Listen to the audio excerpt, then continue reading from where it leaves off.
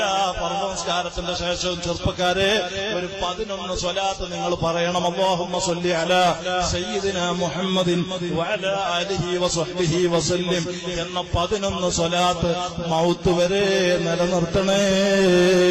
തെറ്റ് ചെയ്ത കണ്ണാണെങ്കിലും ആ കണ്ണിന്റെ തിന്മൊക്കെ അള്ള മാപ്പാക്കിയിട്ട് തങ്ങളെ നമ്മുടെ കൽബിൽ അള്ള കാണിച്ചു തരും.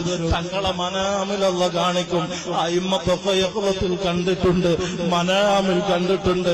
ആ മഹാന്മാരെ സ്നേഹികളാണ് നമ്മള്. എല്ലാം കൊണ്ടും കുറവുള്ളവരാണെങ്കിലും സ്വാലിഹീങ്ങളെ സ്നേഹിച്ചവരെ റബ്ബ് കൈവടിയൂല എന്ന് തങ്ങൾ അസ്ഹാബിനെ സാക്ഷ്യപ്പെടുത്തി പറഞ്ഞിട്ടുണ്ട്.